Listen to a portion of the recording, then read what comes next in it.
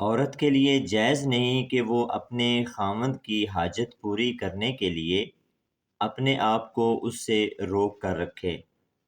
بلکہ اسے وہ جب بھی بلائے اس کی بات پر لبیک کہنا چاہیے، لیکن جب اس کے بسم اللہ الرحمن الرحیم السلام علیکم ورحمۃ اللہ وبرکاتہ ہم بستری کے بعد کھڑا ہونا، ہم بستری کا طریقہ، شوہر کو چاہیے کہ باہمی ملابت یعنی چھیڑ چھاڑ سے پہلے ہم بستری نہ کرے، بلکہ پہلے ہنسے، بولے، چھیڑے۔ جب جان لے کہ عورت کی شہوت غالب ہو گئی اور آنکھیں بدل گئی ہیں تب ہم بستری کرے، کیونکہ یہ عمل بدن کے لیے زیادہ موجب راحت ہے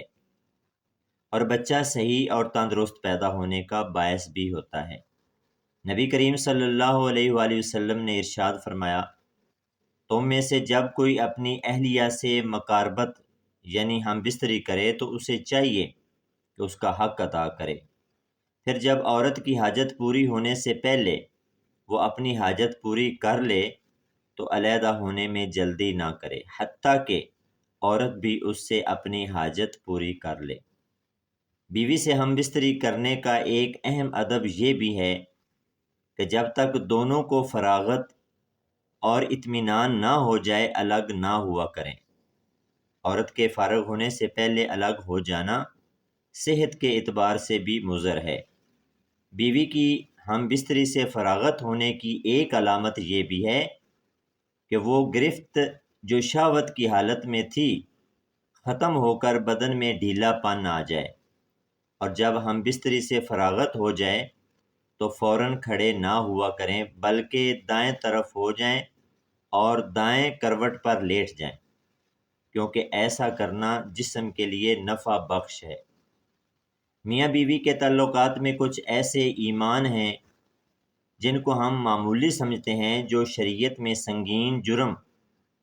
کبھی کبھار لگتا ہے کہ یہ بے حیائی کی باتیں ہیں۔ یہ بے حیائی کی باتیں نہیں ہیں، یہ شریعت کا علم ہے۔ ہاں ہم اس طرح کی باتیں اپنی خواہش کے مطابق کریں تو پھر یہ بے حیائی ہے۔ بیوی سے ہم بستری کے دوران یا رات کی تنہائی میں کی جانے والی باتیں یا سر انجام دیے جانے والے افعال اور حرکات کو اپنے دوست، احباب یا سہیلیوں کے سامنے ہرگز بیان نہیں کرنے چاہیے۔ یہ سخت گناہ کی بات ہے۔ ایک شرمناک گناہ جسے میاں بیوی کے تعلقات میں معمولی سمجھا جاتا ہے وہ یہ ہے کہ بیوی کا اپنے شوہر کو ہم بستری سے انکار کرنا،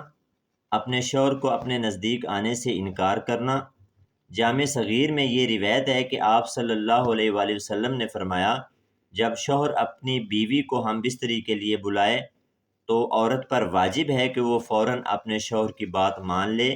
ماں سوائے شرعی عذر کے۔ شرعی عذر کی وجہ سے بیوی انکار کر سکتی ہے، یعنی ایسی کوئی شرعی مجبوری مثلاً حیض، ماہواری وغیرہ ہو تو وہ ایک الگ بات ہے۔ ایک اور گناہ جو میاں بیوی کے تعلقات میں عام ہے اور اس کو معمولی سمجھا جاتا ہے وہ یہ ہے کہ حیض کی حالت میں اپنے بیوی سے ہم بستری کرنا یا ایسی جگہ سے کرنا جو کہ غیر فطری ہے۔ جس شخص نے حیض والی عورت سے ہم بستری کی یا عورت کے پیچھے کے راستے سے اپنی خواہش پوری کی تو وہ شریعت کا منکر ہے اور اس نے شریعت کا انکار کیا۔ جس نے یہ عمل کیا اس کے لیے شریعت نے کفارہ کا حکم دیا ہے اور یہ بہت سنگین جرم ہے، لیکن لوگ سمجھ ہی نہیں پا رہے۔